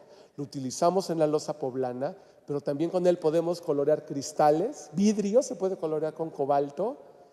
¿Y qué creen? Que Juan Correa, el pintor de la Virgen de Valvanera, de hecho en la Valvanera hay cobalto, lo utilizó como pigmento. El cobalto se podía convertir también no solo como esmalte para la cerámica o para el vidrio, sino también convertirlo en un pigmento. Y ahí tenemos un cuadro de Correa, donde el cobalto, que tiene de nuevo este enorme lío, tiende a oxidarse, ¿no? Tanto les dolió la cabeza a los pintores que incluso mezclaban cobalto e índigo. Esa es una pintura de Nicolás Enríquez, también de la colección Franz Mayer, esta no vino. Se las pongo como un ejemplo donde se mezclaron los dos tratando de representar el azul de las telas, índigo y cobalto, tratando de que no cambie el color, que dure con el tiempo. Apareció una alternativa, el primer color popularizado porque se elaboró sintéticamente en el laboratorio, porque abarató mucho la producción de azules, porque le dio la vuelta al mundo. El azul de Prusia, inventado en Berlín entre 1704 y 1709, es un azul, miren qué bonitos los azules del azul de Prusia, y cómo se adoptó de inmediato por el mundo. Decimos 1704, 1708 se inventa, tan solo 50 años después Miguel Cabrera ya lo implementó en su paleta en el Reino de la Nueva España, y el cuadro del Arcángel Rafael que veremos en la exposición tiene azul de Prusia en el manto e índigo en el mar y en el cielo. Que aparezcan estas alternativas no significó que abandonaron por completo los otros colores. Sin embargo, sí abarató, y es nuestro último color, el azul más caro, el material más fino, por encima del oro, el azul ultramar. El azul ultramar se obtiene de muy pocas minas en el mundo. De hecho, creo que sí. Ahí está el mapita. Ahorita le regreso a la otra. Ahí está el mapita. Vean los poquitos yacimientos que hay de azul ultramar. Es una piedra semipreciosa que conocemos como lapislázuli. Era carísimo, porque desde Afganistán, ahí donde pueden ver ustedes, ¿no? Sang, desde ahí viajaba por la ruta de la seda. Por supuesto, los musulmanes no le iban a vender a Europa, ¿no? Pero sí, esta zona, los musulmanes otomanos, pero sí los musulmanes mogoles, ellos sí les vendían. Por la ruta de la seda tenía que viajar un octavo del planeta entero para que desde Afganistán llegara a Europa estas piedras de ultramar, que ahí pueden ver el mineral en su impureza. Tiene óxido de hierro, tiene otras tierras, tiene otros minerales. Hay que ponerse a romper estas piedras, triturarlas, separar los colores. Ya nos redujo el material. Volver a triturarlo, purificarlo, de nuevo darle otra molienda y nos queda un polvo finísimo. Los frascos de lapislázuli eran chiquititos. Este material lo comerciaban los drogueros, porque eran los que traían cosas de más lejos. Eran los boticarios a quienes los pintores le compraban el lapislázuli. Era carísimo. Solamente cuando había un encargo real le invertían para meter lapislázuli. Pues en la exposición hay dos obras con lapislázuli. Y el mayor hallazgo fue esta. Es una pinturita pequeñita, ya la verán, no exagero, es un poquito más grande que esto, de pequeño formato, que nos muestra una escena importantísima. Es Luis XIV después de su coronación, tomándole jura a su hermano, el duque de Anjou, para que entre como caballero a una orden, a un club muy selecto, la orden del Espíritu Santo, ¿no? Las órdenes de caballería militar y religiosa. Y vean cómo todos los hombres lucen en el pecho la insignia de la orden del Espíritu Santo, una medalla que les cuelga de listones azules. En la vida real, esos listones habrían estado teñidos con índigo, lo más probable, o con glasto, que es la planta prima hermana del índigo europea, que da un azul muy tenue, glasto. Pero en la pintura, para lograr ese azul, lo hicieron con ultramar mezclado con el blanco de plomo. Esta pintura, antes de saber que tenía lapislázuli, la teníamos castigada. Les hago la confesión que a mí me daba miedo exhibirla, porque esos temas tan solemnes no le corresponde un formato chiquito. En la teoría de los géneros pictóricos del siglo XVII se dice que la pintura de historia es de gran formato. Si nosotros vemos los cuadros de historia de Versalles, del Louvre, de la National Gallery de Londres, son cuadros que miden 3 por 8 metros. Y en el Museo de Bellas Artes de Grenoble, en Francia, se conserva el cuadro que hizo Philippe de Champagne. Hizo 2 copias de esta escena en tamaño de formato histórico. Mide casi 3 metros, mide poquito menos de 3 metros por casi 6 de ancho. Ese es un formato de cuadro de historia, ¿no? Es como de la columna a por esta silla, cuadrote. Eso es un cuadro de historia en la pintura francesa y en la teoría de los géneros de la pintura. Y viene la pregunta, y Franz Mayer, en sus pesquisas que compró, era listo. Y ahora sabemos que era más listo de lo que creíamos, ¿no? Porque compraba cosas que imitaban obras del pasado, ¿no? A finales del siglo XIX se puso muy de moda comprar obras revival, ¿no? Que imitaban estilos del pasado. Y compraba algunos muebles, compró muebles holandeses, por ejemplo, del siglo XIX, imitando la marquetería holandesa del siglo XVII. Y ves la nota, comprando mueble del siglo XIX, usanza del pasado. No le tomaban el pelo, no le estaban vendiendo gato por liebre y él fue afinando su ojo. Pero en la pintura sí decíamos, ¿y qué pasa? ¿No? ¿Qué compró? Y cuando compra esta obra, la nota dice, copia de Philippe de Champagne. Suena lógico. ¿Pero copia de qué época? ¿Es copia del periodo de Philippe de Champagne? ¿O es copia del siglo XIX tomando la referencia del siglo XVII? Las dos eran posibles. Y tiene un marco horrendo. Horrendo. Ya lo van a ver. Pero bueno, es un marco de principios del siglo XX. Triple duda. ¿Qué es esta pintura? La tela está bien conservada. ¿Qué es esta pintura? Es una copia de principios del XX, es una copia del XIX, es una copia del XVII teniendo la de Philippe de Champagne enfrente, porque además la buena que le encargó Luis XIV, como el primer encargo, se quema en una guerra del siglo XIX. Se perdió, estaba en la Catedral de Arles. Nos queda la de Grenoble. Pues que en las pruebas de luz es una pistola, ¿no? Como una pistola de cabello grande que avienta muchos haces de luz y entonces los átomos empiezan a reaccionar y le avientan la información a la pistola. Y aparecen las primeras sospechas. Dice que tiene ultramar. Y en una cosa tan seria, pues lo que procede es tomar una muestra. Son muestras que no vemos. Es un cortecito a la capa pictórica en una esquinita donde no sé, ustedes la van a ver y ni se van a enterar de dónde, ni yo sé bien dónde está. Bueno, sí sé. Ya me acuerdo que sí nos entregaron el mapa de dónde se toma la muestra. Se le tomaron 3 muestras para ver todos los azules.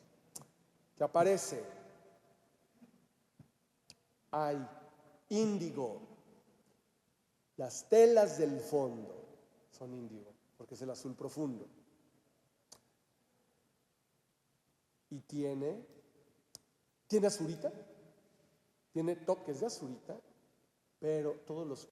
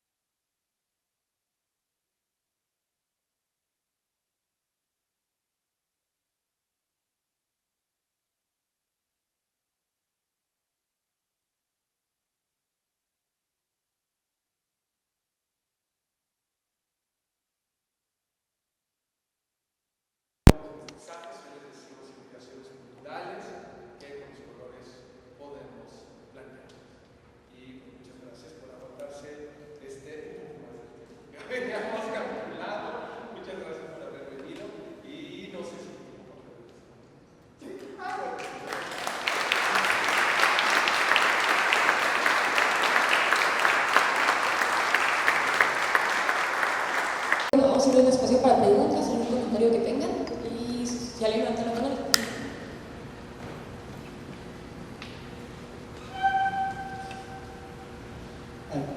Abraham, no, pues un placer escucharte.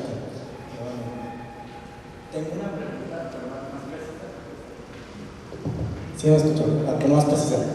Conozco el estudio que le hicieron a San Ponciano, también del giro material, pero me interesaría saber qué azul usaba Echave del Vía en estos fondos, el Echave de los azules.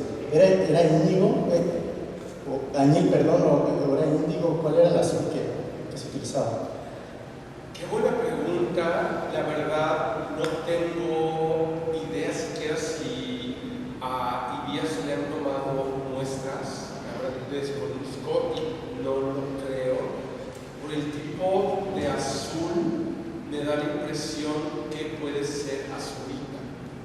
porque hay partes donde sí ha mermado el brillo del azul de los cielos, es lo más translucido, pero sí creo que hay índigo también, y es muy notorio. Hay una pintura que tradicionalmente se ha atribuido a Baltasar de Chaveorio, que tenemos en una nota pulcra, que tiene una paleta principalmente en ocres, dorados, ¿no? De hecho, bueno, ya no les conté de los dorados, por eso no nos van a dar de la noche, pero si vienen a la inauguración de mañana y hablan de los dorados, ese cuadro es prácticamente dorado por los ocres, y el manto es azul índigo, y ahí sí, nada más de verlo, es tan uniforme ese manto que segurito es índigo. Y ese mismo azul profundo, en otro cuadro que tiene un lunar, que igual es una nota pulcra, que es casi toda azul, el rostro incluso es casi blanco con azul. Estoy casi de ojo, no podría decir más, pero de ojo, 100% seguro que el manto aluminoso sí es índigo. Que creo que por las necesidades de los tonos de azules, fíjate que a lo mejor ahora que lo pienso, que sí lo hay, a lo mejor es índigo, seguro es un poquito, pero hay azul, porque si hay azules que se han hecho grises, pero a lo mejor los blancos que reflejan, pero los azules que reflejan blanco puede ser índigo mezclado con aguayalma, pero sobre todo los mantos de las mujeres, ahí sí podría decirte que de a ojo, por la profundidad del color y sabiendo ya esta tecnología de los pintores hispanos, segurísimo que es laca de índigo en el manto, y que tendrá mucha lógica dejar el índigo como el añil, no sé, la cosa americana, como la laca para representar la tela, ¿no? Haría mucha lógica, que es lo mismito que eso de años después hacer un esfuerzo contra el ¿no? O sea, es lo que te podría responder, no más de ojo, ¿no? Porque ahí sí desconozco si se le ha hecho ya alguna toma de muestra, ¿no? Pero es lo que creo que podría haber.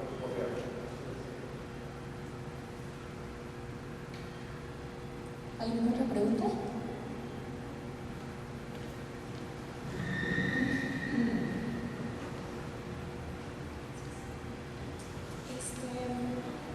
Yo quería preguntar en los procesos de restauración, cuando se tratan piezas aquí que no se tiene como exactamente la certeza de qué época corresponde, de qué manera se trata como la remodelación cromática donde hay daños en los materiales, si se tiene digamos que hacer como directamente como con el tipo de pigmentos que se especula, bueno, después de hacer pruebas, que tienen como partes específicas de la pieza.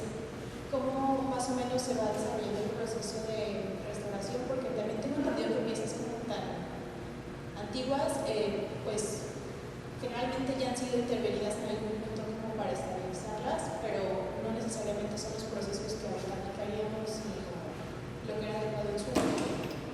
Entonces, lo dijiste algo muy bonito, ¿no? Y todas las culturas han tenido algún proceso, ¿no? De nuestra condición, de las condiciones en general, eso buscando que sobrevivan, ¿no? Es tiempo. Procesos que antes estaban muy vigentes que hoy nadie se atrevería a usar, ¿no? Como el retelado, pues ha hecho también que colores que antes se veían muy bien, luzcan. Es el caso de la pintura de Cendejas, ¿no? Que todavía en las fotografías de cuando se hace el levantamiento en la casa de Franz Mayer se ve que tenía mucha más información de lo que hoy vemos, y que en esa restauración retelada que pues antes se estilaba mucho, hizo que se perdiera mucho de la información y de los colores. Hoy día, normalmente, ¿qué se hace? Se elimina, ¿no? A menos que de verdad la pérdida de la capa pictórica sea muy grave, ¿no? Si se interviene. Hoy día lo que hace el equipo de restauración, Silvia, que vino acá a revisar las piezas, que sería que el taller de restauración de la Ciudad de México, pues hoy prácticamente todos los colores que llegan a utilizar son base de agua, ¿no? Todos además con procesos reversibles, pero prácticamente es una obra de la que no hay información certera, se limpia nada más, ¿no? Se hace un proceso de limpieza y al menos eso, ¿no? Que por ojo, ¿no? A lo mejor no se le ha hecho una prueba físico-química, pero que sabemos más o menos por cómo está lo que ahorita platicábamos, ¿no? Hay cositas que ya nos van dando un tipo de ojo, un intuye que puede haber, aún así, ¿no? Ahí se puede hacer una pequeña restauración, pero siempre hoy lo que se utiliza son colores solubles en agua, ¿no? Ya no se utiliza en capa pictórica todos los materiales. ¿Por qué? Porque eso también nos permite que sea reversible, ¿no? En el momento en que también se deteriore esa restauración pictórica, ¿no? Se pueda volver a hacer, pero realmente hoy lo que hace el taller de restauración más bien es conservar, ¿no?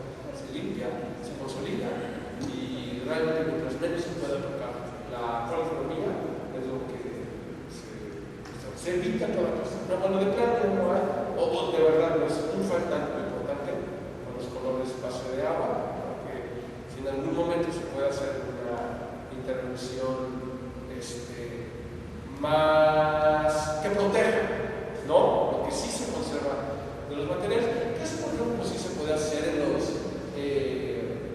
estofados, ¿no? Se protege la pieza, ¿no? Con una capa de barniz y ya sobre eso se hace la aplicación, pero si no es el caso, de preferencia no se toca, ¿no? Y ahí sí es muy riguroso el taller, ¿no? De restauración del museo, ¿no? En evitar dar falsa información también, ¿no? Porque también es un riesgo y también es parte de la historia del objeto, ¿no? Si ya nos llegó también hasta cierto punto deteriorado, pues tampoco lo vamos a tener que mostrar siempre como si fuera nuevo, ¿no? Que era un criterio que hace a lo mejor 30 años sí se hubiera sido. Más o menos dentro de los criterios. Bueno, con esta pregunta ya cerramos la charla. Quiero darles las gracias de parte del MUSA a Abraham. Muchísimas gracias por esta charla, por dejarnos asomarnos un poquito a lo que vamos a ver a partir de mañana. Y también agradecerles a todos y a todas los que nos acompañaron el día de hoy. Y pues hacerles extensiva la invitación para la inauguración de mañana. Mañana vamos a inaugurar la exposición de los secretos del color, aquí a las 8:30 de la noche. Y pues aquí los esperamos. Muchísimas gracias.